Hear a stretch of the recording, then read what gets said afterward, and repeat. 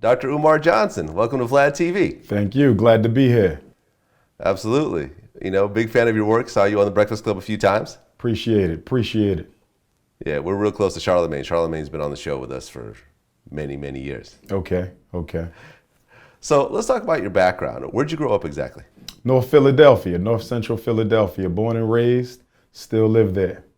Okay. And what was the environment like when you were growing up? We grew up humble. I wouldn't say poor because I think poverty is more of the spirit than it is of the economic realities in which a person lives. My mother, my father, they did the best they can to raise us. They did a good job.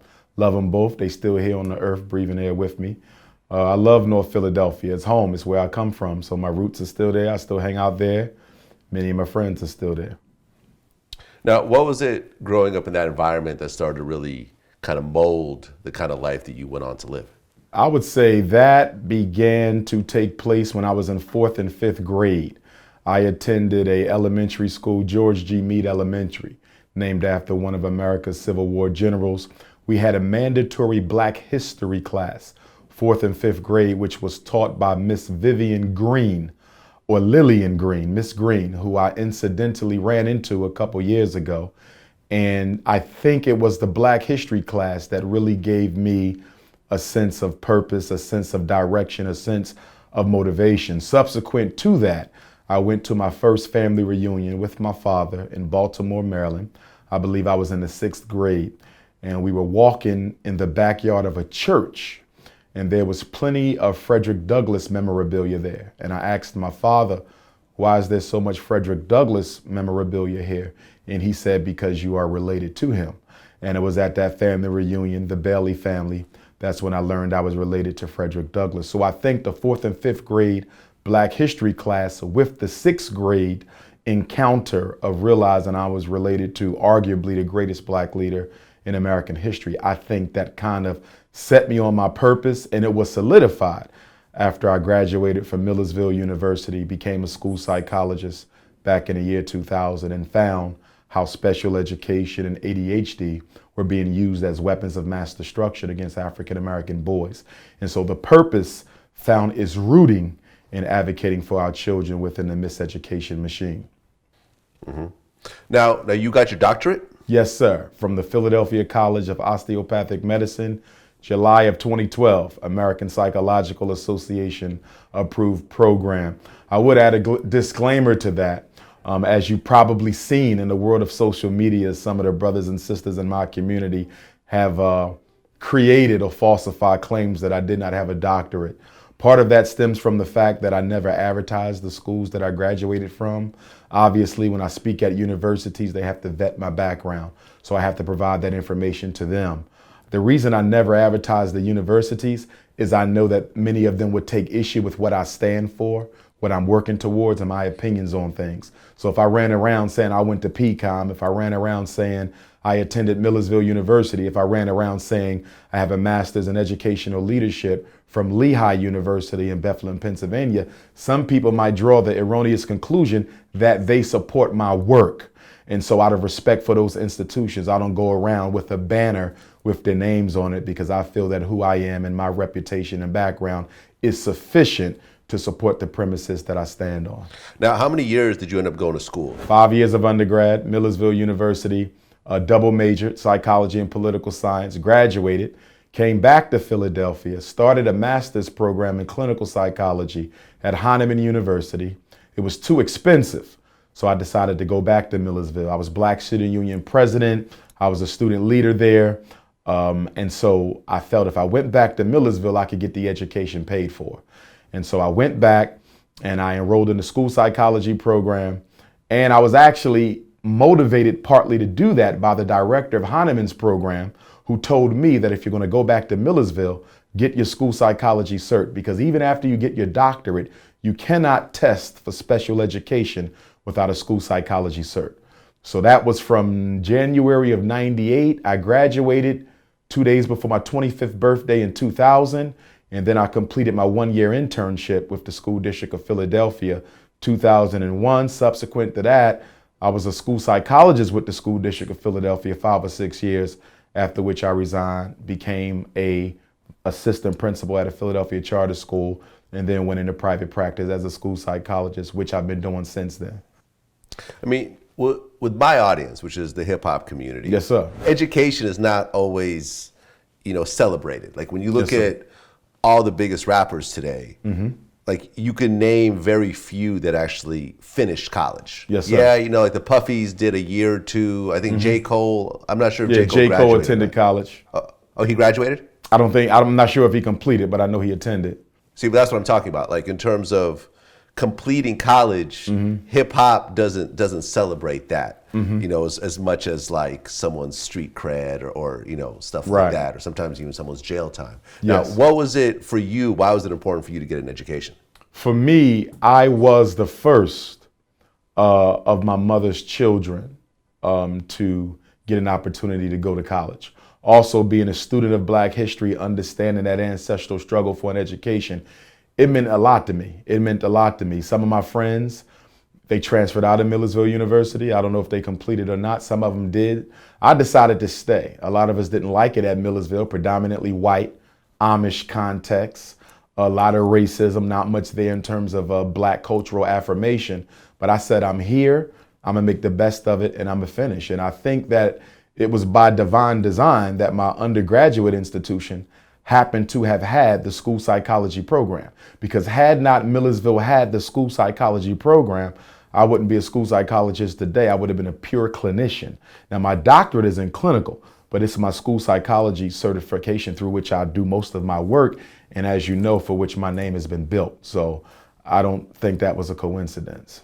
I think we have to understand the context in which African-American men are reared, educated, and socialized in America. Education itself is not valued in the African-American community, nor is education of African-American males valued by the larger political construct. When you look at our community, Black males are rewarded only for being athletes and entertainers. They are not rewarded for being academically excellent. The political structure does not reward them. The religious structure does not reward them. The economic structure does not reward them. I'm also a former school principal. And even in the schools, athletics is given more respect than academic excellence. A mentally gifted child who's at the 99th percentile academically, he may be one of the brightest students in the state or nation, will not get as much attention as an underachieving African-American male athlete who may be failing 3 or 4 subjects in school, but because he has a great jump shot or he can catch a football, he gets celebrated more than the academic achiever. So I think we, as the African-American community, have to look at that, but we also have to realize that America has a history of undervaluing the intellectual achievements of African-American people. Yeah, no, absolutely. Now, you're actually trying to own your own school or buy your own school? Like, explain that to me. The Frederick Douglass and Marcus Garvey Academy is a school that I conceived of a very long time ago, but began to actually put teeth into the creation of that school a couple of years ago. We're interested in acquiring the St. Paul's College, Lawrenceville, Virginia. It's an HBCU, closed down about 3 years ago, and it's just been sitting there unoccupied for 3 years. There's a $2 million price tag on that property. We've raised $700,000 over the past year and a half to try to acquire that property. However, although St. Paul's is still very much an interest of mine, I'm beginning to change my sights and start looking at other schools, because having sat for 3 years, obviously, the quality of the upkeep is a concern. I had someone go and do an inspection on the school, a realtor who told me I would need to put at least $1 million into the property after I purchase it. So it's not looking as bright as an option as it used to. Still want it. If they called me today and said, listen, bring us that $700,000 and we'll work with you, I'm on my way. Make no mistake about it. But because they're not offering to work with me, I have to start exploring other opportunities, such as starting with a regular community school, 300 to 500 students, and then evolving into the residential academy that I want. But my concept is residential academy. I attended a residential academy, Scotland School for Veterans Children in Chambersburg, Pennsylvania, which is now closed. So I understand the benefit of being able to control a child's entire environment. Well, that's interesting. You actually want to buy and control your own school. You don't Yes. see too many people that actually aspire to that. No, many of us have fell for what I would call the charter school hustle or the charter school trap. Charter schools have actually been on the rise concomitantly as we've seen a decline in African American independent schools. When charter schools were created in 1990, they were created so that white folk could take public money and educate white children in a school that legally could not be called private, but could pretty much operate as if it was private. So the charter school was a compromise. How do I defund public education without funding private education, since we have a separation of church and state clause in public education? So the charter school was that compromise. Once African Americans started getting involved, and of course, Philadelphia, I live where we have the largest amount of charter schools in the country, Philadelphia, and some of the oldest ones. We also see a backlash against charter schools where they're shutting them down. And I always was not a big proponent of charter schools because I understood that if the state controls it and the state owns it, ultimately at the end of the day, if they want to put you out of business, they can. And that's exactly what they've been doing. We've seen more African American charter schools across the country be shut down between 2014 and 2015 than we've seen at any other period since charter schools were created. And there's normally three justifications they use to shut the doors on charter schools. One, financial mismanagement. There's $50 in a $2 million budget unaccounted for. And since we can't find the $50, we're taking your charter. Second, you don't have enough certified public school teachers. And so charter schools, when they first started, did not require that all teachers were certified. Now, many states are requiring 100% teacher certification. What is that doing to the African American male teacher population? It's shrinking it. So charter schools that once had 50 black male teachers may only have one or two. Charter schools that have an African foundation may now have predominantly white teachers teaching because they can't find enough African American teachers certified. And the third and the biggest reason for what they use to justify shutting down black charters is low test scores. Your children are below basic. You don't have enough of them who are proficient. So we're going to put you into corrective action, AYP, 2 years. Test scores don't go up. We shut the door. But the truth is, they're not shutting the door because of test scores. They're not shutting the doors because of money. And they're not shutting the doors because of teacher certs. They're shutting the doors because many of these African American charter schools are in the middle of districts that have been targeted for gentrification. We need these black children out the way because this is supposed to be a strip mall. This is supposed to be a new corporate building. They have to go. So the powers that be work with the political structure and work with the school district to manipulate a lot of African American charter schools out of existence. In Philadelphia, 3 black charter schools have been shut down this past year alone. Now, I've seen some of the talks that you've had about the school that you're starting. Now, you want the school to be strictly African in terms of overall its focus? Yes, the concept, the foundation will be Pan-African nationalism and the principles of African culture. I am a Garveyite, so we are revolutionary Pan-African nationalists, which basically means what? African self-determination in all things. Okay, if the Chinese have their own self-sustaining community, if Anglo-Saxons have their own self-sustaining community, if the Arab and the East Indian have their own self-sustaining community, we need ours as well. Our concept is what is to be done for black people must be done by black people. Legally, you cannot say that this school is only for black children, even if it is private. You are not allowed to discriminate in education on the basis of race. As you know, in 1954, Brown versus Board of Education decision said you cannot use race in education. So I can't say this is a black boys' school. Okay, I know that 99.9%, if not 100% of my students will be African, of African descent, but I cannot say that. Ironically, you can only discriminate on the basis of gender or sexuality in public school. So you can have an all boys school, you can have an all girls school, you can have an all gay school, but you cannot have an all black school. You can have an all gay school? Yes, that's a legality. Chicago has one. I also believe there's an academy here in New York that I think might be specifically for LBGT students to protect them from being bullied and such things. I just read an article, Atlanta, I believe they're starting an all LBGTQ charter school, I think. Well, you made some comments about the type of school that you want started. Number one, since we're talking about the whole LGBT thing, you said that nobody that's, I guess, sexually confused is going to be allowed as a teacher in your school. Yes, that is correct. Now, that's going to be tricky as well. Why?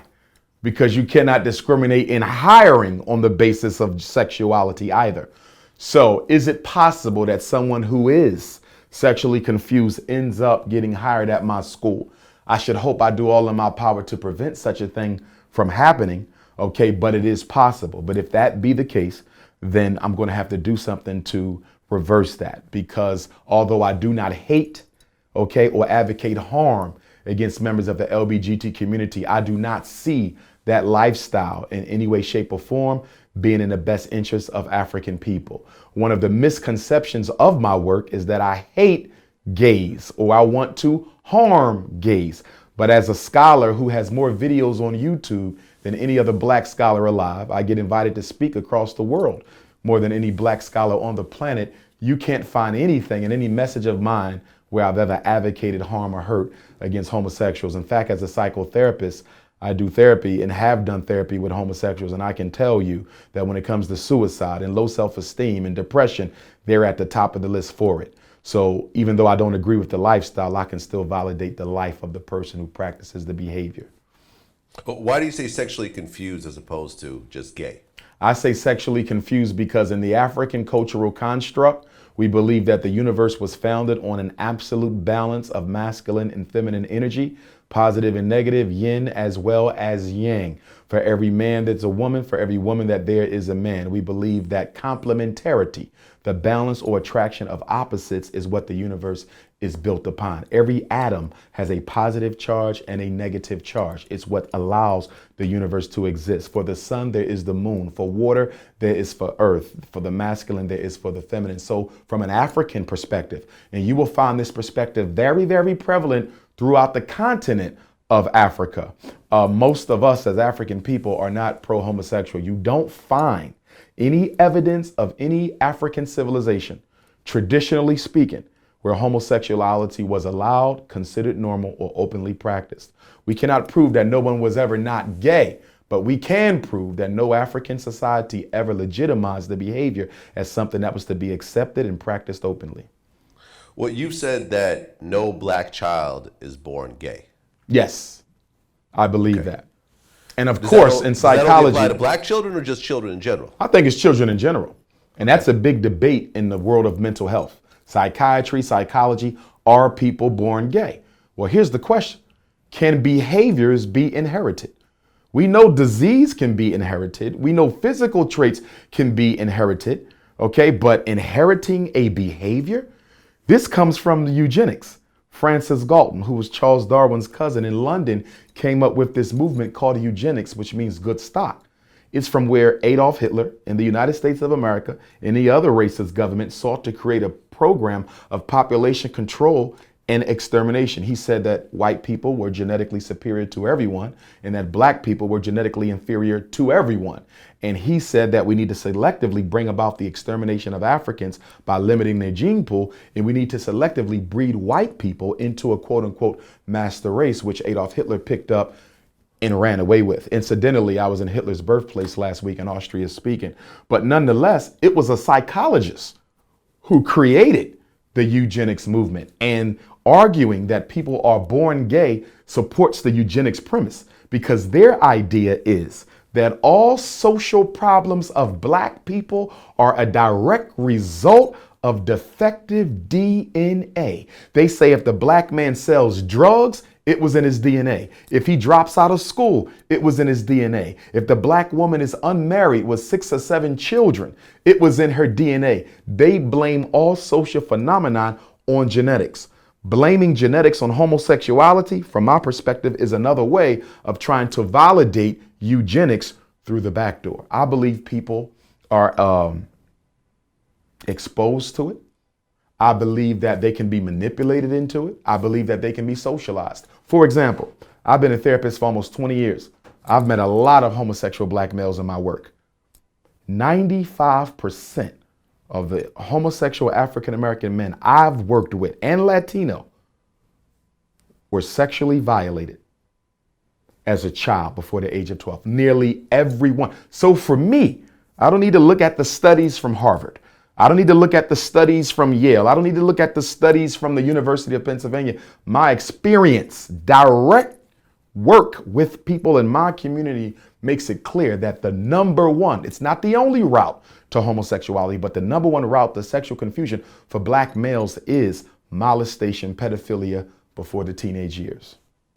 Yeah, I mean, that's always the big debate, in the gay community, is whether they were born that way or whether something happened or whether it was just a choice. I don't know. It's one of those things where I haven't been around enough children to really make my own conclusion. I have heard from some of my friends that you sometimes see kids from a very young age start to have certain effeminate traits, behaviors, where you see boys doing kind of feminine type things. But effeminization and homosexuality are different though. Yeah. For example, in the schools where I work, there's a kid I can think of right now. He's very effeminate. He's 7 years old. His ways are very effeminate. Why? He has nothing but sisters at home. The father's not there. He's almost exclusively raised by the mother and the grandma. You become like that which you are around. So the mother will call me up and say, Dr. Johnson, my son is picking up my daughter's doll. What is he supposed to do if he doesn't have any male playmates so he understands boys are socialized to play with different toys? So the mother is concerned that he may be homosexual. I'm telling her, your son at 7 or 8 years old isn't even thinking about sex. He's not even thinking about sex. This is not a case of a boy being gay at 7. This is a case of a young African-American male who's being socialized around women and is simply picking up their behavior traits. When he gets older and he's around more socialized to be around males, you will see his behavior may change. So it's very important that we don't confuse effeminate behavior, which is the outward manifestation of stereotypical female behavior traits, with homosexuality, which is a sexual attraction to someone of the same gender. 7-year-olds aren't sexually attracted to anyone. Well, like recently we had a story about Young Thug and what he said that when he was 12 years old, because his feet were so small that he would wear like girls' like glittery shoes to school, and his dad would beat him over doing that, but he said he didn't care, he did it anyways. Now fast forward however many years, 10 years forward, or I don't know how old he is, but early 20s, Young Thug is wearing women's clothes on a regular basis. Okay. His latest album cover, he's wearing a full-blown dress. Okay. And he's doing Calvin Klein ads wearing a dress and so forth. Like, when you look at that, are you saying that Young Thug could just like dressing in dresses and not be gay at all, based on what you're saying? Oh yes, you can definitely cross-dress and not be gay, without question. In fact, that's one of the diagnoses in psychology, is this thing where people have this urge to dress like the opposite gender, but not necessarily be interested in living sexually as a member of the opposite gender. Now, going back to the scenario you just gave, and of course, I don't know Young Thug. I've never evaluated him or did therapy, but just based on what you said, his father beat him for wearing the high heels. He didn't explain to him why he shouldn't. He physically abused him. Okay? That is a form of emasculization. You understand? For a boy to be constantly physically abused by his father, that can lead to low self-esteem. That can lead to him questioning his efficiency or ability to operate his life as a man should. And by virtue of the verbal and physical abuse by his father, homosexual thoughts could have been triggered purely from that.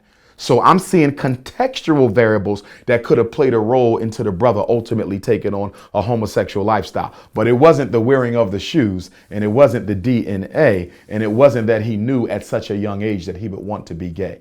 I think the father and the treatment of the son by the father may have triggered that. For example, I come across cases of African-American boys who are verbally abused by the mother or the father, constantly told, what is wrong with you? Why are you not as good as I am? Why you don't want to play sports? Why you acting like a girl? They're constantly told they're female.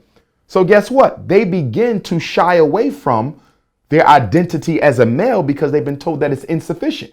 you will never be an effective male.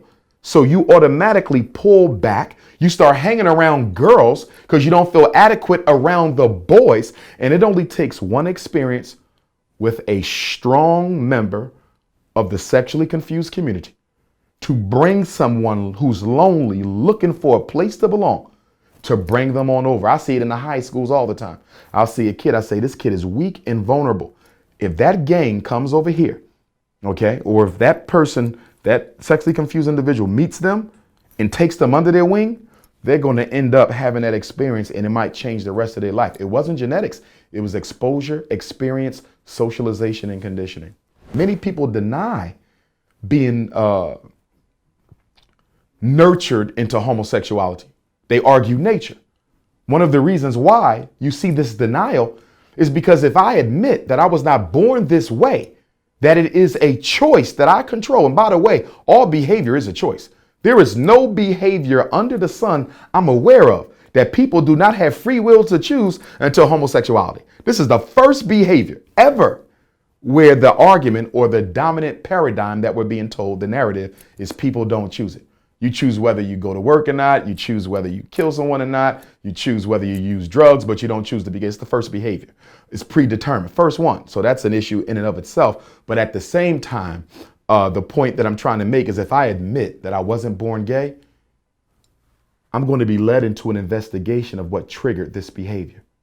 That's going to take me down the path of childhood where I might have to discuss things I've never discussed with anyone, principally the fact that I might have been molested. And I can tell you, no man, black or white, wants to admit or discuss, no matter how young he was, the fact that another man took my innocence from me, especially when they were a virgin when the innocence was taken. This week's episode of The Vlad Couch is brought to you by HBO's newest comedy series, Insecure. Nowadays, black women in television are shown as strong, confident, successful, and damn near flawless. But Issa and Molly are definitely not killing it. These best friends must deal with their own real-life flaws as they attempt to navigate worlds and cope with their endless series of uncomfortable, everyday experiences. Created by, executive produced, and starring Issa Rae. The new comedy series launches its 8-episode series on Sunday, October 9th at 10:30 Eastern and Pacific, exclusively on HBO. Shot in and around South Los Angeles, Insecure incorporates the music of both indie and established artists of color and touches on a variety of social and radical issues that relate to the contemporary black experience. Issa Rae wrote the New York Times bestseller, The Misadventures of Awkward Black Girl, which was published in 2015. And we know you've checked out her incredible, successful web series of the same name. Her web content has garnered more than 25 million views and over 200,000 subscribers on YouTube. And she's made Forbes 30 under 30 lists twice. We caught a glimpse of the series premiere of Insecure, and believe us when we say you are going to laugh. The broken pussy rap alone had us on the floor. Catch the series premiere of Insecure exclusively on HBO this Sunday, October 9th at 10:30 Eastern and Pacific. Now, when we talk about dressing and so forth, one of the things that sort of exploded the other day on social media was there was a girl, a teacher, who was an elementary school teacher, and she started posting her pictures, and there's this huge debate on whether or not she's dressing appropriately for, her job. I'm going to show you this. Are you familiar with this picture? No, I haven't seen it. Okay, so this is a teacher who's an elementary school teacher, and people are just arguing over whether she's dressed appropriately. A lot of people are saying yes. And, in the context, they're saying, yeah, and I would get with her, which I think is not really part of the conversation. Right. Me personally, I feel that she's not dressed appropriately. Mm-hmm. What is your take on it being an educator yourself? I would argue, number one, that the way she's dressed is relatively conservative when compared to the way I see many teachers dress, white or African American. Okay. One of the biggest issues I have had as a principal, and I've had to pull some of my teachers to the side, black and white and Latino, you cannot come in here like this, okay? Because these boys are at the age, middle school in particular. See, the other question I would have for you is how old are her students? If she is elementary school, so up to 5th grade. Okay, up to 5th, I might not have a problem with that up to 5th. If she's middle school, 6th through 8th, she cannot dress like that because her body parts are obviously, she's a well-built woman. The dress in and of itself isn't provocative, but her figure in that dress makes it provocative. K to 5, I don't have a problem with that. 6th to 8th, 6th to 12th, I got an issue with that. But here's the conversation. Why is she allowed to dress like that if it is inappropriate for the parents in that school? Because I think the parents in that school ultimately have to make that decision. The reason she gets to dress like that is because the American Federation of Teachers and the National Education Association, these are the two largest teacher unions in America. They are the Democratic and Republican Party of education. Every school district, most school districts are under one or the other. They have bullied the school districts of America into this contract that's been around at least for 30 years that says you cannot tell a teacher how to dress for work. It is the only profession I know of, education, and I'm an educator, where teachers cannot be told how to dress. Now, private school, they can tell them, but publicly funded schools, you cannot tell the teacher how to dress. So you're saying in every public school across the country, there is no dress code for the teachers? 85% of the time, no, if that district is under AFT or NEA. One of the beauties of being a teacher, one of the powers of the union is that we get to dress how we want. And a conversation I have with principals all the time is my teachers are coming in here like they're going to the club. Right. And there's nothing I can do about it. When you look at this outfit, this is literally something you would see in the club. But I'm going to have to side with her. I'm going to have to side with the teacher. K to 5 teacher, the dress in and of itself is not designed to be provocative. She's just a well-built, quote unquote. Here's that over. Okay, no, that's not appropriate. That's not appropriate? That's not appropriate for a teacher. And I'm going to tell you why. Not only is that provocative, that's too casual. That's not a professional outfit. The dress could be argued that if I was working at a regular routine business, I could wear this to work. She could wear that dress to work. She cannot wear those jeans and that top to work. So for me, I would take issue with the second outfit because it is provocative and it is not professional. The first one may be somewhat provocative, but it is still somewhat more professional than that. You don't go to school dressed like that. Yeah, personally, I have an issue with it. I think that when you have a job, you should dress accordingly to that job. If you work on Wall Street, you don't come in with shorts and a tattered T-shirt. But then the counter argument, my argument to you would be, who's more responsible? The employee, okay, or the system of education? Because she can come to work like that because they say this is acceptable. You understand? It's the same argument when we talk about crime in the African-American community. Well, black men keep going back to jail. Why they can't stay out of jail? 87% recidivism rate. I understand that. Now let's talk about the box, the context in which the African-American male exists. 1970, they systematically start removing all the industrial building trade programs from the inner city African-American high schools. So up until 1970, you could go to high school, graduate, licensed to be a plumber, carpenter, electrician, mason, barber, over 12 trades. Most of us have grandparents, black and white, who was able to earn a decent living with a high school trades education. They took all them out in the 70s at the end of the Black Power movement on purpose to make sure independent black laborers could not finance the Black Power movement. And then in 1980, the CIA drops the crack cocaine off. And so black men unable to find a legal job participate in the CIA's illegal economy. Mind you, all the factory jobs that were available were shipped out of the inner city. Even in North Philadelphia, where I live, you drive around, nothing but abandoned factories. They moved them out to create a context for incarceration.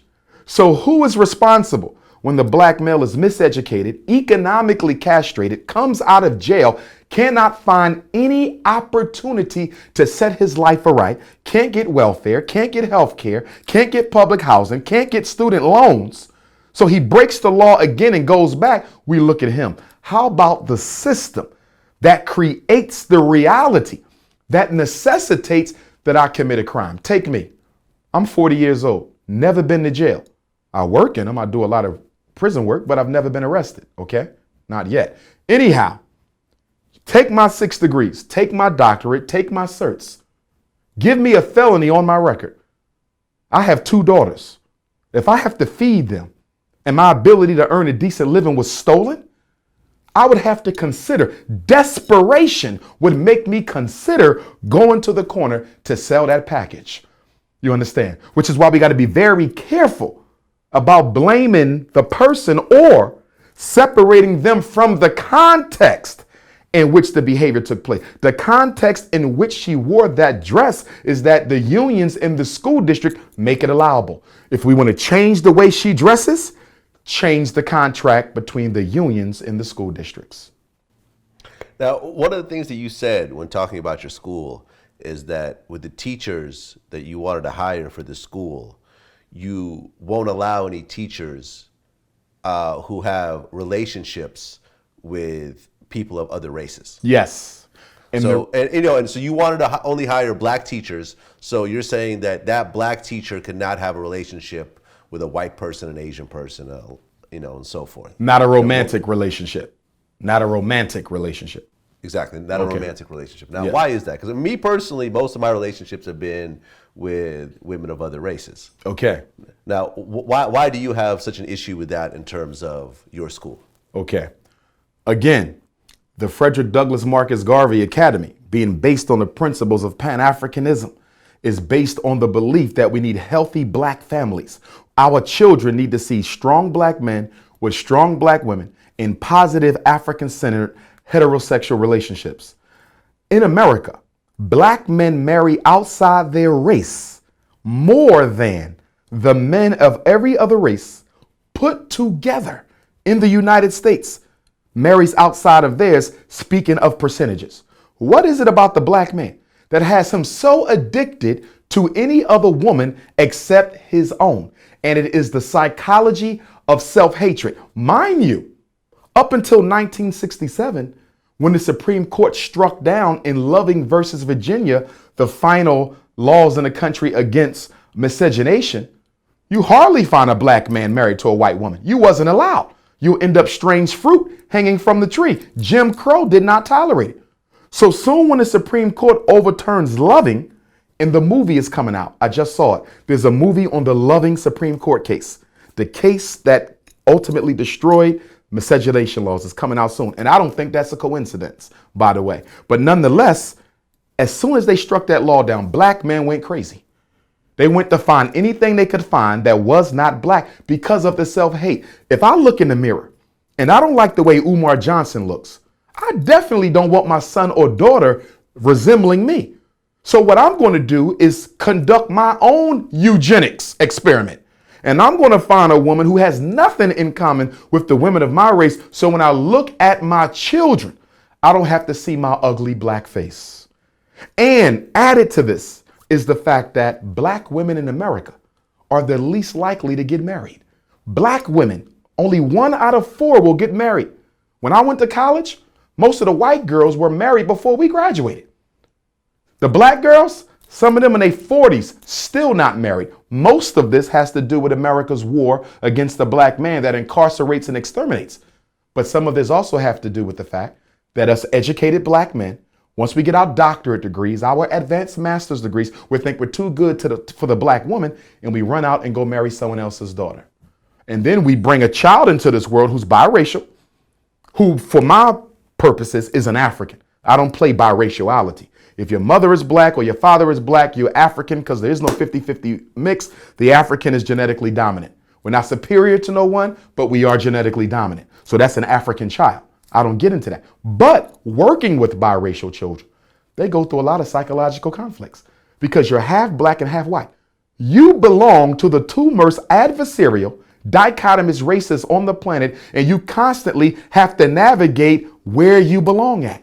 Even if you speak to biracial brothers in the hip hop industry, as swaggerlicious as they can be, when you sit down and have a conversation with a lot of them, they will tell you about the conflicts they had along the way arriving at their African identity. And a lot of this comes from the fact that the white mother that gives birth to the black child has a problem telling that child that you are black and going to have to learn how to exist as a black person. White mothers, in my experience, are less honest than white fathers. White fathers will tell their biracial child, you African. And I want you to understand that, because that's how the world is going to treat you. Mothers, and I believe it's due to racism, I believe the white mother that gives birth to the African child is conflicted, doesn't want to admit to herself that through her womb, she gave birth to an African. So she's more willing to have that child grow up thinking that I'm biracial, which doesn't even exist.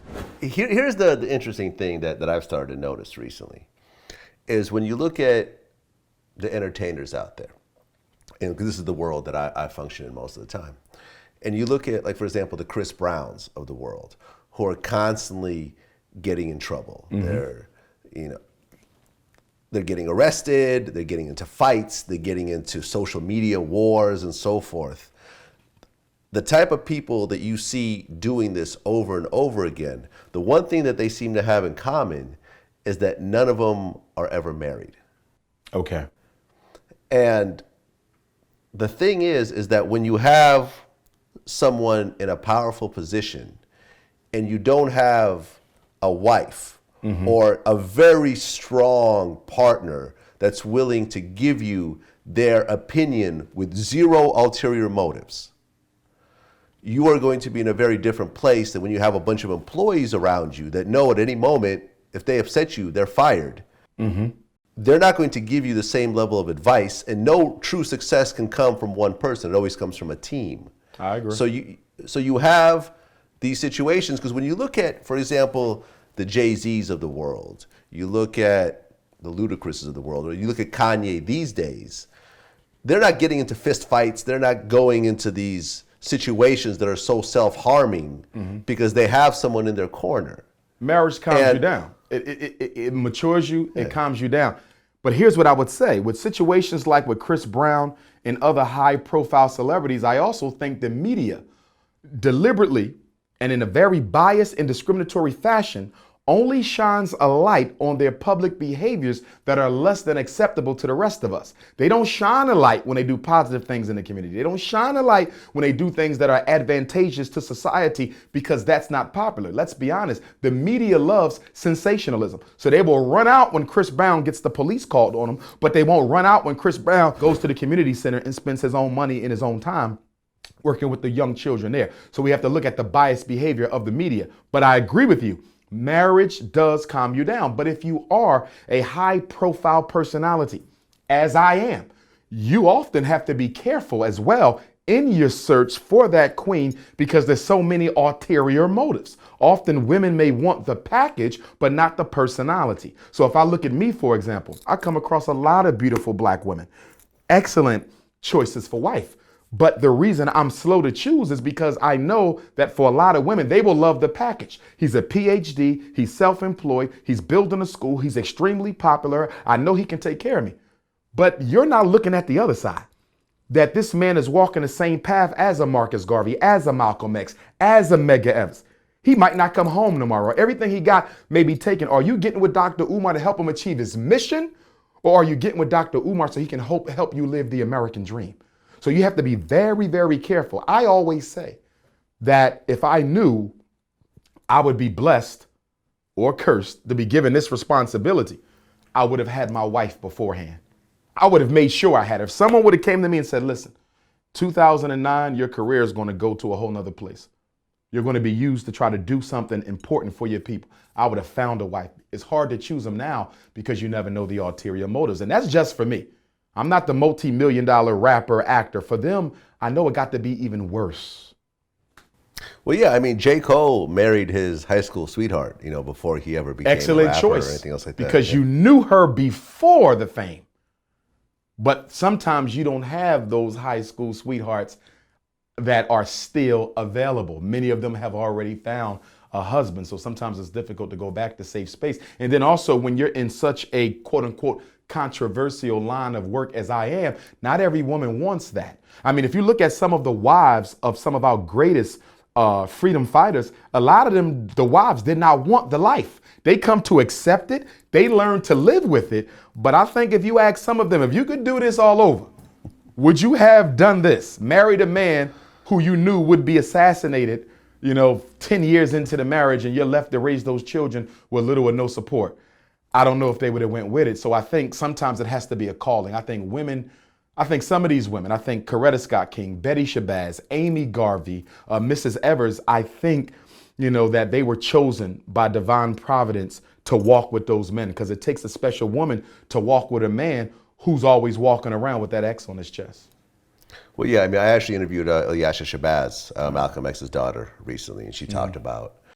My first book, Growing Up X, speaks to all of that, and it speaks mostly to the will of my mother, how she managed to smile, in the face of her children, but was obviously in pain, behind closed doors.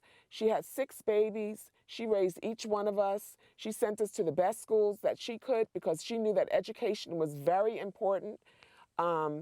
She didn't get any public grants or anything. She worked very hard to make sure that her husband's girls were properly educated, were properly self-sustaining, that they were proud to be women, that they were proud to be people of the African diaspora, that they were proud to be Muslims. Going back to our earlier conversation about athletes being glorified, but not academic achievers, it's the same thing in a larger African American community. We glorify the entertainers and the athletes. We don't glorify the freedom fighters. You understand? We will spend $500 to go see someone in concert, but we won't spend that $500 to necessarily build a hospital or a factory or a distribution network. So we have to look at how we, as a community, reward those who ignore us and punish the ones who die for us. It's one of the central contradictions within our political reality. Yeah. Well, you had a situation a while back where this woman who called herself the conscious stripper, I guess put you on blast. Like, what was that whole situation about? It's an old situation. It was a sister that I met. Okay, very beautiful. I met her down in Florida, Marcus Garvey celebration. I was the keynote. My Rastafari brothers hosted the event. Ironically, you're asking me this because I was just in Jamaica 2 weeks ago to keynote the Marcus Garvey celebration, and the same brothers brought me there. Shout out to Priest Dougie. And so I met her. I was signing books and taking pictures at the end of my lecture. I think it was Black History Month or Kwanzaa. It was 2014. And she waited by the side for me. Very beautiful woman with her son, came up after. She introduced herself, said, I'm a homeschooling mom. I'm trying to start a homeschooling network. I love what you do. And I'm from Philly. I said, for real, you from Philly? I'm from Philly. She says, yeah. I said, well, you come up, let's connect, which we did. And then on May 17th, the anniversary of the Brown versus Board of Education Supreme Court decision, I'm at a graduation for a friend of mine, Spelman College, down in Atlanta with her family. And all of a sudden, social network went crazy. And to this day, and of course that was 2 years ago, but to this day, I still don't know what the motive was. We never had an argument. I don't know why that happened to this very day. I don't know if she was sent to do that. I don't know if there was something I did that she felt disrespected her. I don't know what the motive is to this day, but it happened. And it made me even more, quote unquote, paranoid about getting to meet women, because you never know what they're going to do the day after they meet you. Yeah. I mean, I guess one of the things that I guess she claimed was that you had lost a $1 million donation from an NBA player. I did. And I can tell you that. So that's actually true. Oh, it's very true. It's very true. I was contacted by a relative of one of our top 5 NBA basketball players. Okay, I don't want to call his name because I really appreciate him even considering to do this, given who I am. And we were in talks for a couple of weeks, talking back and forth. He know about you. We got the book. We moving. That whole thing dropped with her. I'm in Washington, D.C. I'll never forget it. I'm about to speak at a juvenile detention center's conference. I'm backstage. I get the email. I'm sorry to tell you this, but he cannot be associated with that type of energy or whatever it was. He won't be able to get a donation. Soon as I read the text, they came and said, the kids are ready for you. I couldn't even get out my seat. I had to take about 5-10 minutes to get myself ready. I was about to cry. I ain't gonna lie, I was gonna cry. I just lost $1 million because of bad decisions. Now, there's the chance that they wasn't going to give me the money and simply use that as an excuse. That's always a possibility. Be that as it may, the bottom line was I would have never even known if that was the truth had this never happened. So it did cost me the $1 million donation. I was this close. And that dropped right before they was going to make the decision. One of the most unfortunate things I'll never forget it because of when I find out right before I go talk to some young people. And that's when I saw it. I wish I never checked that text right then because it messed my whole day up. So you've never talked to her or anything else like that after the No, after the fact? she sent me a couple text messages.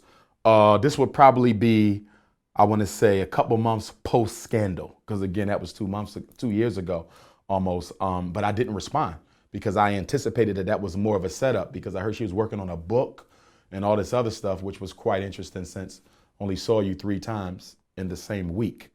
3 times in the same week. What book can you write off of 3 times in 7 to 9 days? So, but nonetheless, you know, I still hear she's out there lurking. She's still befriending people who know me. It ain't over. Oh, she's not done. I thought she was. She's not. She's done. But all I can say is I don't hold it against her. I made the bad decision. I take full responsibility for that. I just have to try to choose better. Today's episode of The Vlad Couch is brought to you by Uber. We've all taken Uber on where we need to go in a pinch, but did you know that Uber is the ultimate side hustle? Driving with Uber is a new way to earn extra cash whenever you want, and it's not another job.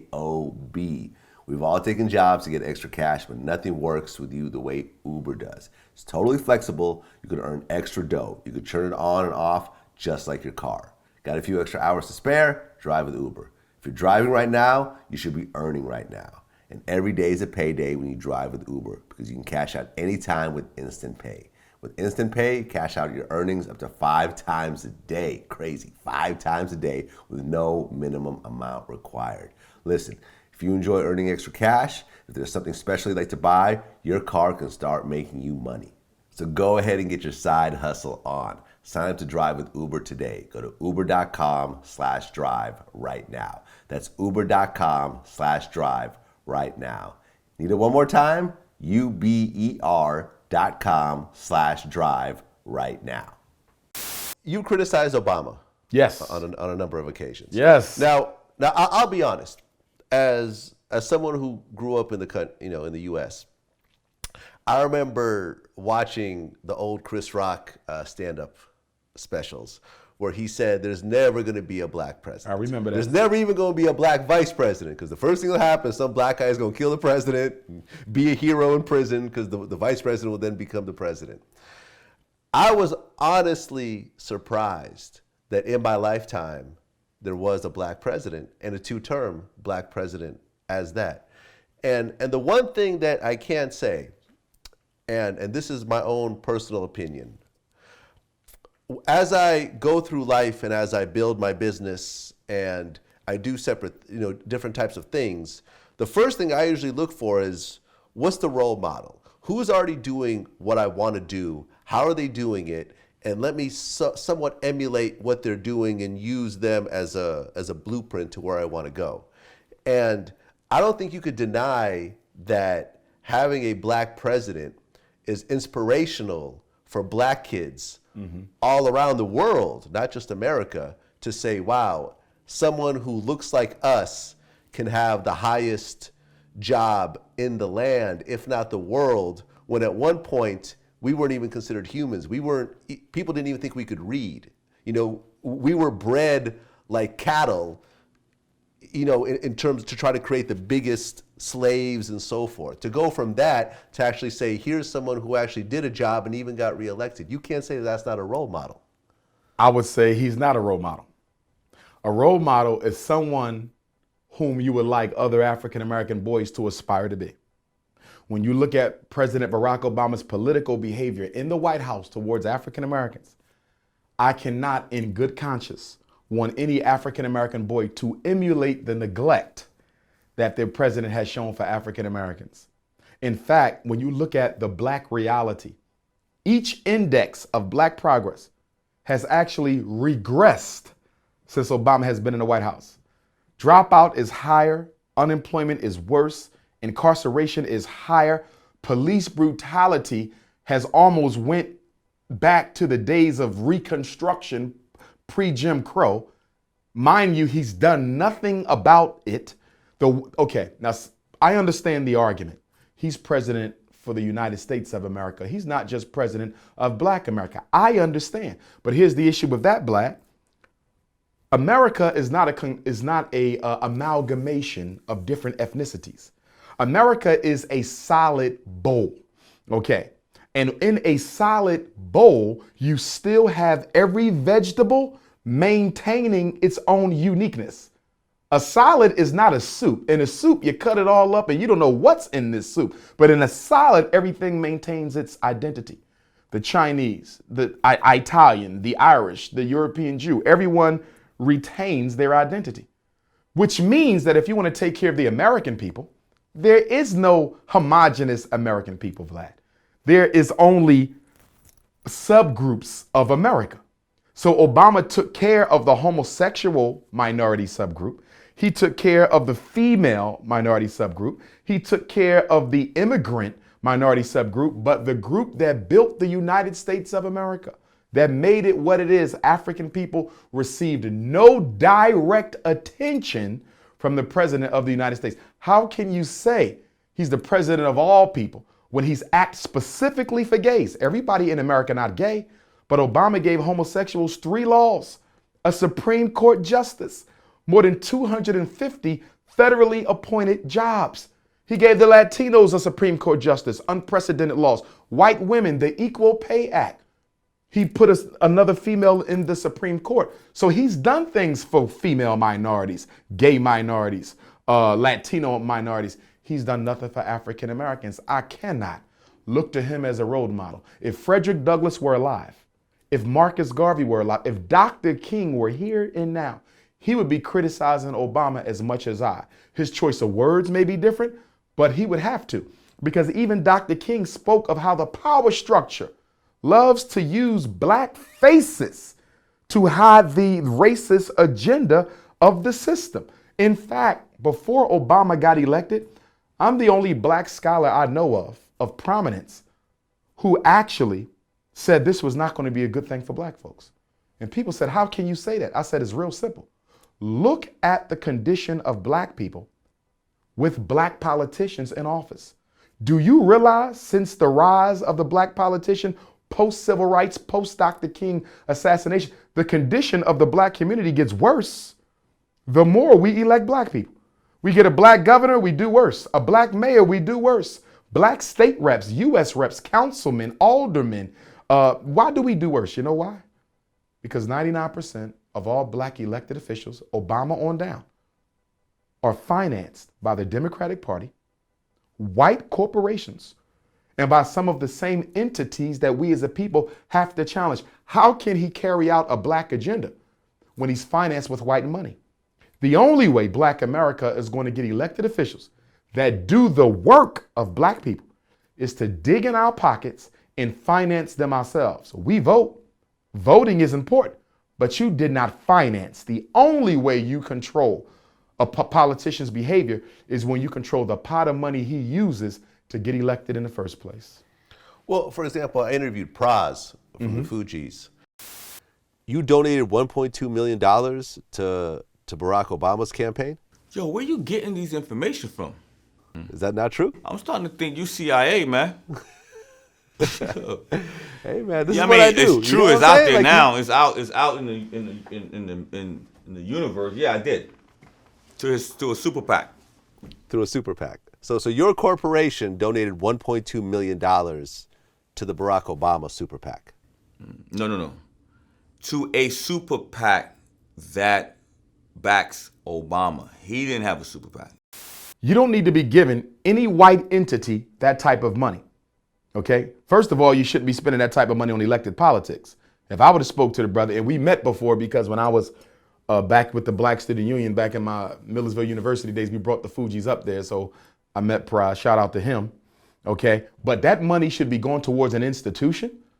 Or if you want to put it all towards politics, it should be going towards a black political union, not a black party.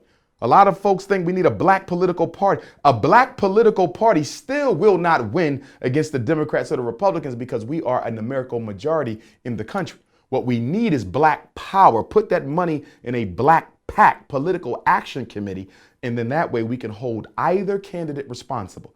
The problem with black America is we have a love affair with the Democratic Party that has long since expired any benefit it may have accorded to us. We vote Democrat every election, irregardless of whether or not the Democrats say they're going to do anything for African Americans. Let's take Hillary Clinton. Hillary Clinton hasn't stated one objective, measurable outcome we can look forward to when she ascends to the White House. Not one. But every black celebrity is running behind her. Even the parents of our slain children murdered by the police running behind Hillary. We think she's going to do something. We think. Stop thinking and meet and demand, if you want me to go public for you, what are we going to get in exchange? And I don't want a philosophical, I'm going to make America better for blacks. I need it to be measurable. Are you going to do something about prison? Are you going to do something about the schools? Are you going to do something about police brutality? We have to stop endorsing white political candidates before we get any concessions. Black America will never get nothing out of the power structure with this type of behavior. We hate the Republicans, no conversation. Love the Democrats, we're going to give you all our votes, no conversation. So what happens? Neither party takes you seriously because you pledge your vote before you even find out what the agenda is. Imagine walking into a supermarket and you're looking for some bread and you grab any old bread. You just like the way it looks, so you grab it. You didn't look at the ingredients. You didn't look at the price. You didn't look at how long the bread has been there. I'm just going to buy it because this is the bread that my mom always bought. How you know that's the healthiest bread for your family? You don't know. You don't even care because you're shopping for what it looks like, not for actually what it is. Our political behavior is extremely retarded, and a lot of that comes from the black church, who actually benefits from black people's political retardation, because if black people were politically progressive, we probably wouldn't go to church as much as we do, because the purpose of church is to make oppression divine. The purpose of church is to evangelize white supremacy. The purpose of church is to make you comfortable with nothing, because after you die, God is going to give you everything. The current paradigm of black religion is totally advantageous to white supremacy.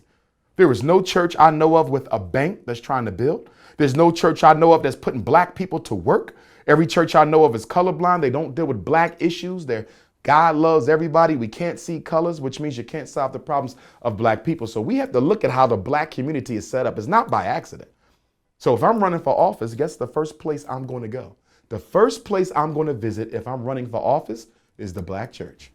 Because I know if I get that preacher, he's going to use the Bible and evangelize my campaign and make all these black folks vote for a white person or a black person who don't plan to do anything for them. Recently, I had Mark Lamont Hill. From Philadelphia, as myself. And he mentioned something that was kind of interesting.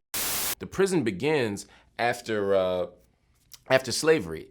You know, you had all these people on all these plantations, all these farms who are making money. America is built on the exploitation of black labor. America is built on slave labor. So slavery ends and suddenly the slave codes turn into black codes, right? Because the 13th Amendment abolishes slavery, right? But it only abolishes slavery except under the condition of prison. In other words, if you commit a crime, if you're incarcerated, according to the 13th Amendment, slavery is still allowed. And right after that, we had just reported that there was a nationwide prison protest against prison labor, where, you know, and I talked to a couple of people that had been to prison who had been there for a number of years, and they were saying how they get like 17 cents an hour working, you know, how like after 3 years they made like $340 or something like that. Yeah. Like, how do you feel about that? First of all, he's absolutely correct. The 13th Amendment outlawed slavery by the individual, but then it inlawed slavery by the state. And it validated reincarceration through mass incarceration. So what they did was they said, okay, we got 4 million blacks who are about to be free. 4 million. Jobless. We freed them, but we gave them no opportunity, which means they still dependent on us to just transform the system. So, and we're not going to give them a job. That means these black men and women have to do what? They have to break the law to feed their family. So what they did to create this mass incarceration system, which was designed to do what? Remove blacks from the functioning society. Get them out the way. So they don't threaten anything we're trying to do. So what did they do? They upgraded petty crimes and made them felonies. If you didn't have a job, you go to jail. If you didn't have a home, you go to jail. You out past curfew, you go to jail. You don't have ID, you go to jail. I mean, any little petty offense could put you in prison for years. This was done intentionally. Why? Because the former plantation owners needed workers and they didn't want to pay for them. So what's the cheapest form of labor?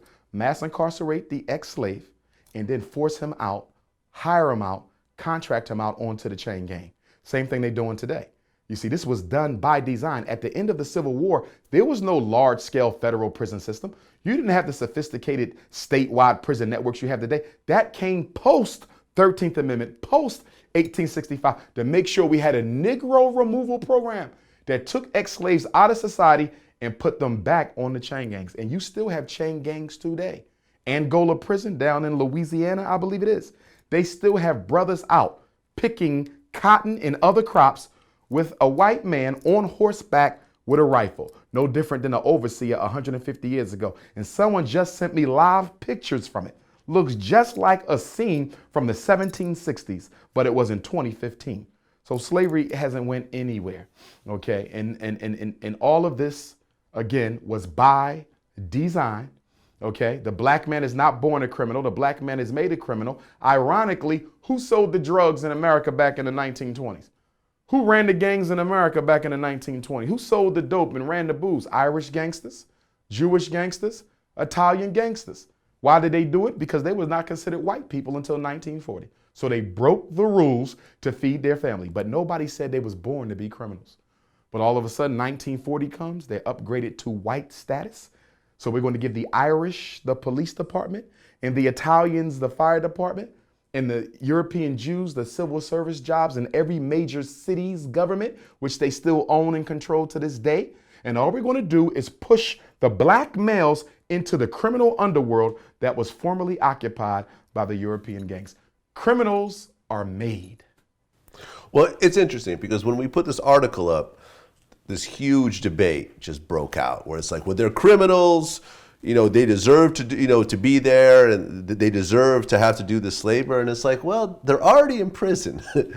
You're already being punished by being put in a cage. And as someone, I've never done any real jail time, but I did a weekend here and there for, just petty stuff. So being in a cage is a pretty severe punishment in and of itself. But as an employer, I really don't understand why I have to pay my employees a certain amount of money based on their skills, whereas a prison could just put all these men to work, profit from it, and only pay them 17 cents an hour. Like, why not, for example, pay them a proper wage, but a certain percentage of the wage goes to the victims? That's something that I'd be completely for. But here's the thing. Most of them are not in prison for violent crime. Most black men in jail in America are in prison for non-violent, drug-related offenses. Most of them are not. Most criminals are not there for violent crimes. And crime is a function of the state. Whatever behavior the state considers to be a threat to its monopoly of domination is automatically criminalized. What's going on in America now? The decriminalization of marijuana. But I haven't heard no person yet argue that reparations is owed to all Americans alive or their descendants if they're no longer alive, if they were formerly incarcerated for marijuana use. How can marijuana be acceptable all of a sudden?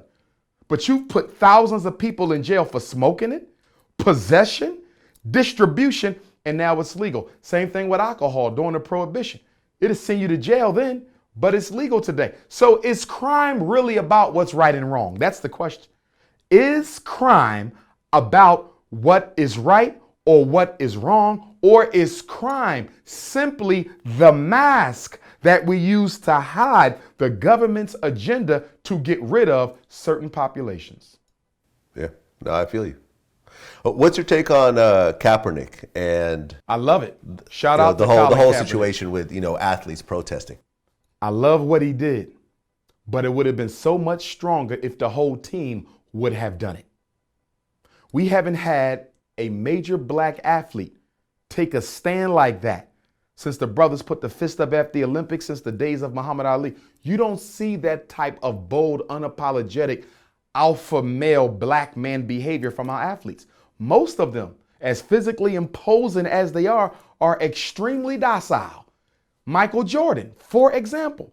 Michael Jordan, when young brothers was killing each other in the streets over Michael Jordan sneakers, he didn't say a word.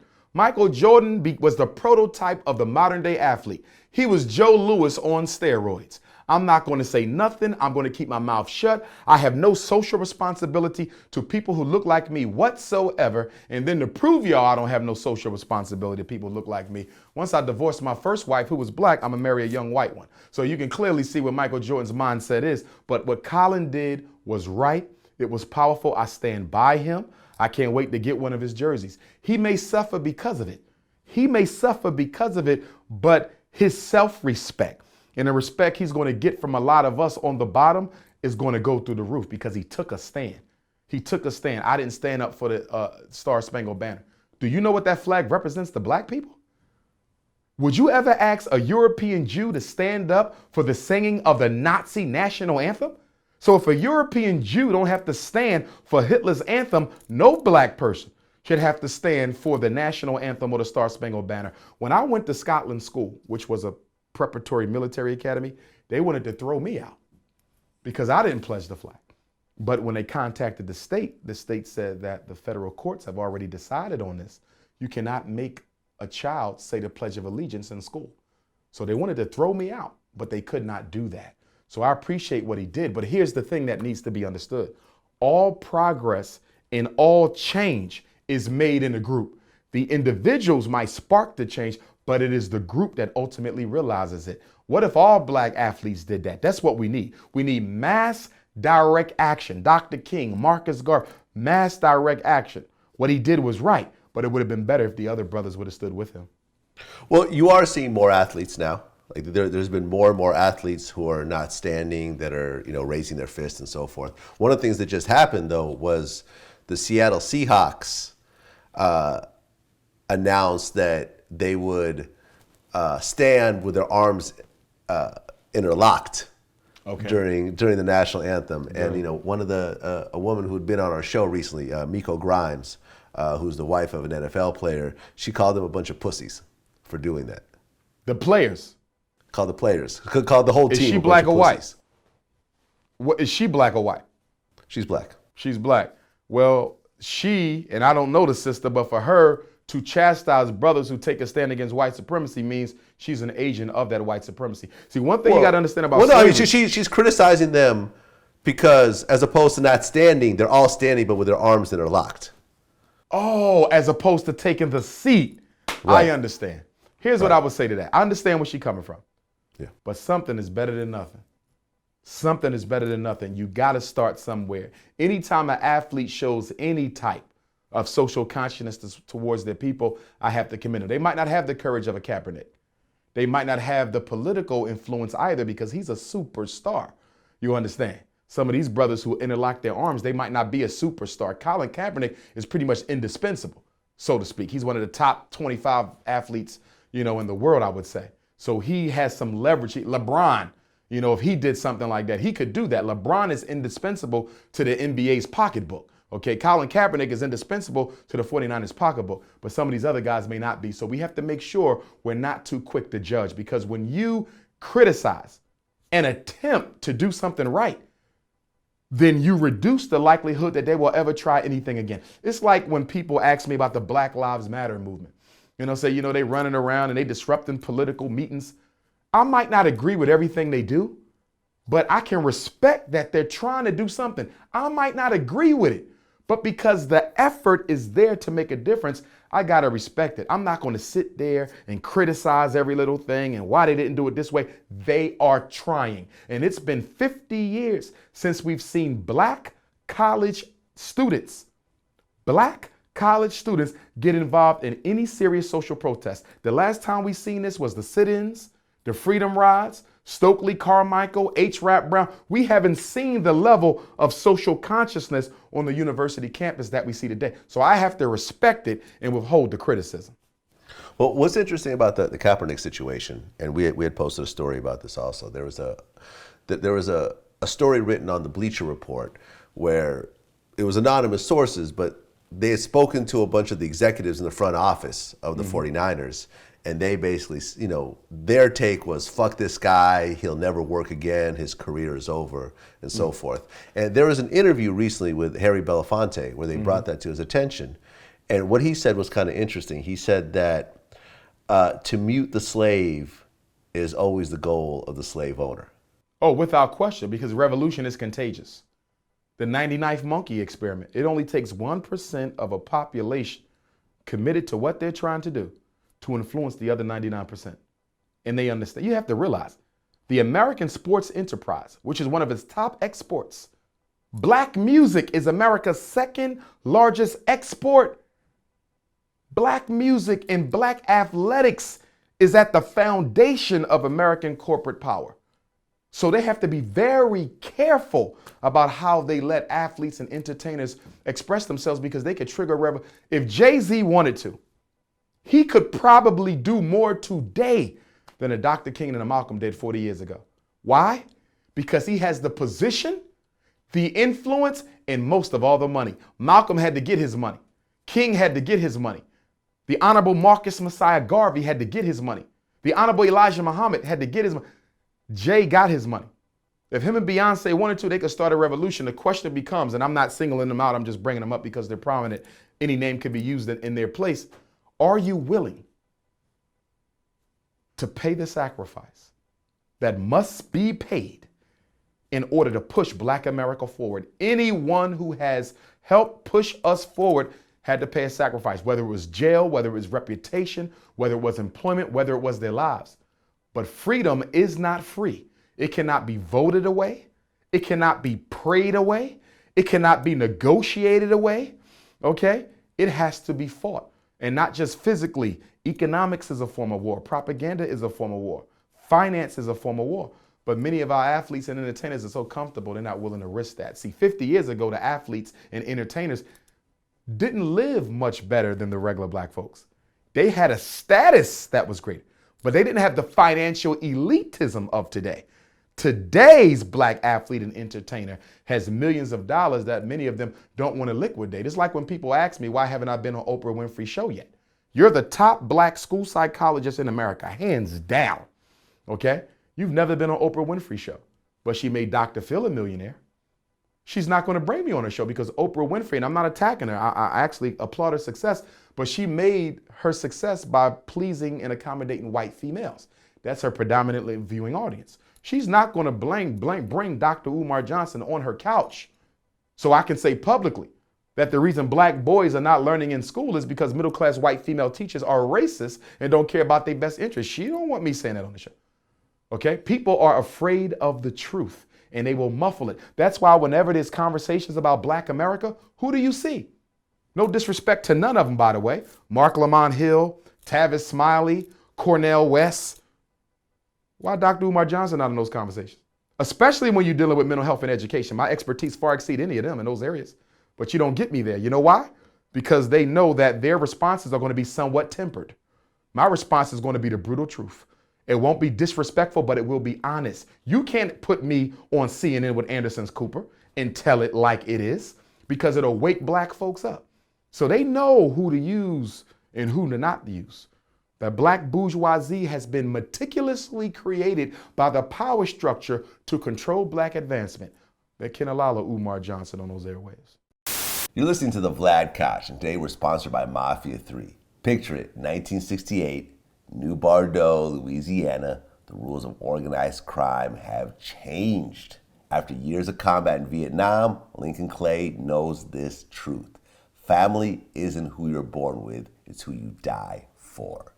When a surrogate family, the black mob, is slaughtered by the Italian mafia, Lincoln builds a new family on the ashes of the old and blazes a path of military-grade revenge through the brutal Criminal Underworld Responsible. This is Mafia 3. It's available October 7th on PS4, Xbox One, and PC.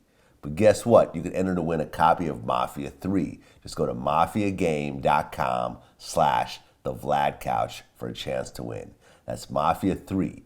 Pre-order now on PS4, Xbox One, and PC. Available October 7th. Rated M for mature.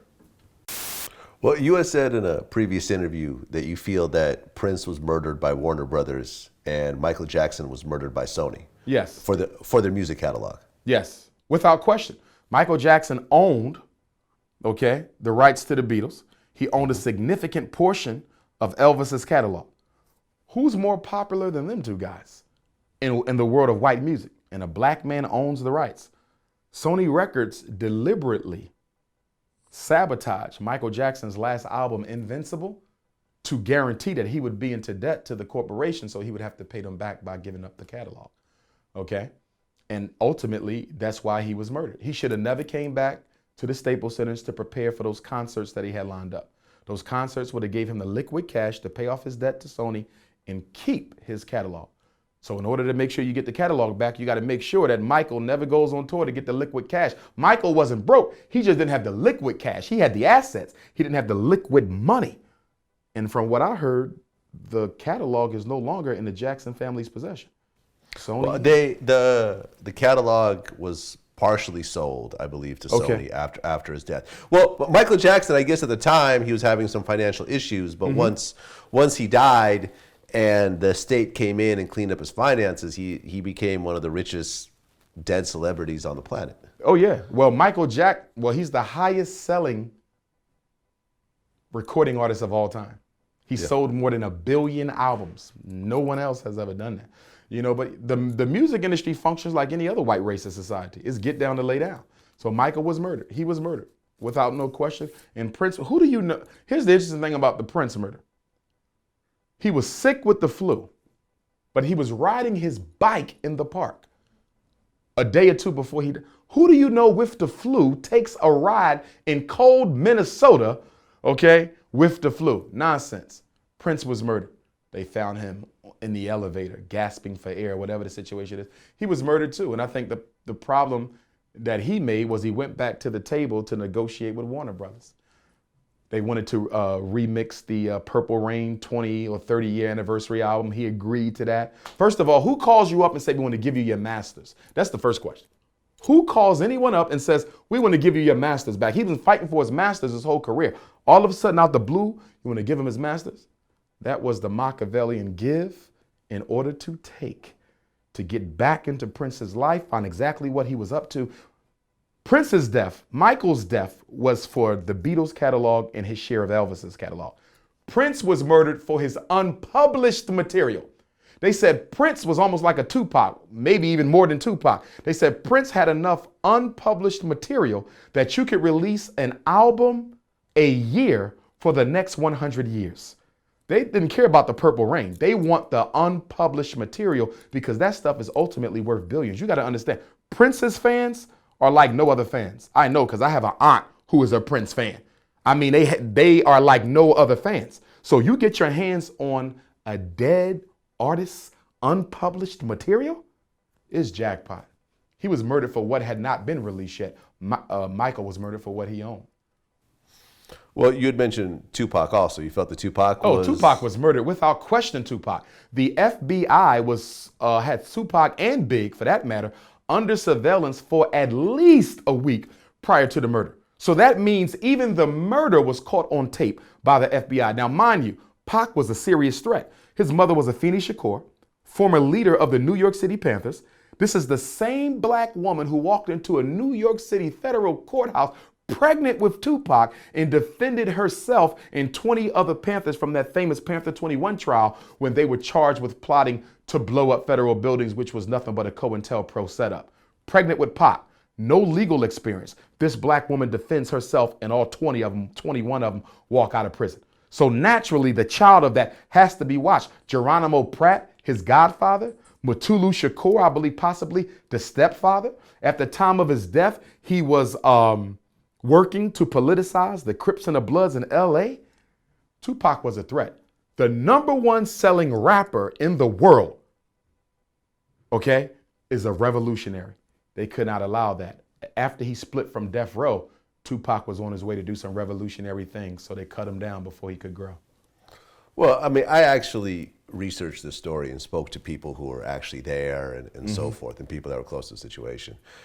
You can't deny that right before Tupac was killed, he beat up a known gangbanger and murderer. Okay. And from everything that points to it, this was repercussion to what had just happened a few hours, previously. I mean, you could create the whole conspiracy theory and so forth, but when you look at the actual chain of events, because some people are saying, "Oh, well, Suge Knight set him up," and it's like, you're really going to set up someone? You're going to have someone assassinated while you're in the car with them, and the car is riddled with bullets and so forth. I mean, Tupac's you have to look at the facts of a situation sometimes. Tupac's assassination was a political assassination. It was not due to the gang situation at all. That was totally political. And mind you, he arrived to the hospital alive. See, we also have to look at that too. Tupac arrived at the hospital alive. Okay? Very bad, very bad. Very bad, but he survived a few days. Not to say that it wasn't the shooting that killed him, but we do know we have a history of black radical figures going into the hospital alive, okay, and then dying shortly thereafter. Okay, and I also think that it's no coincidence that Eazy-E, Tupac, and Big all died within a year of one another pretty much.